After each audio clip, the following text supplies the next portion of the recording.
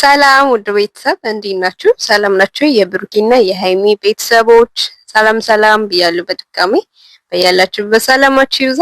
ዛሬ በሁቡ ቤት በአዲስ ቪዲዮ ይመጣሉ ለብሩኪና እና ሃይሚ ማለት ነው። ይመስለኛል ለየት ያለ ቪዲዮ ያለ ይመስለኛል። ለፋሚሊ ሰርፕራይዝ የሚያደርግ ነገር ያለ ይመስለኛል ማለት ነው።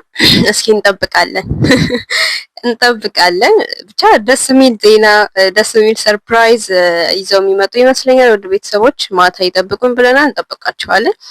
ብሩኬ ትናንት በሰሩት ቪዲዮ ላይ የብሩኬ መልካምነት፣ የብሩኬ አስተዋይነት፣ የብሩኬ ልበቀናነት ያየሁት ነገር ነው። እንግዲህ ፋይሰል በጣም ተጎድቷል እያለ ነበረ።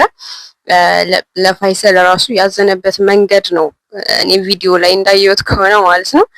የሆነ እንደ እድሜው ሳይሆን ይቅርታ ውድ ቤተሰቦች፣ እንደ እድሜው ሳይሆን የበሰለ ሰው አስተሳሰብ አለ አይደለ? እንደዛ ነው የሚያስበው ብሩኬ ማለት ነው። ብቻ በጣም ደስ ይላል። እንደዚህ አይነት ሰው ያብዛልን፣ ጥሩ ሀሳቢ ማለት ነው። ሃይሚም እንግዲህ እውነቱን ተናግራለች። ያው ሃይሚ ከዚህ በኋላ እንደዚህ አይነት ነገር ባታደርጊ በጣም የተመረጠ ነው ብዬ አስባለሁ። ውድ ቤተሰቦች፣ አንደኛ ሴት ልጅ ነች፣ ሲቀጥል ሁለተኛ ሚዲያ ላይ ነው። እንደ ክብሯ ስትል ክብሯን መጠበቅ አለባት ብዬ እንደዛ አይነት ሀሳብ እሰጣለሁ ማለት ነው።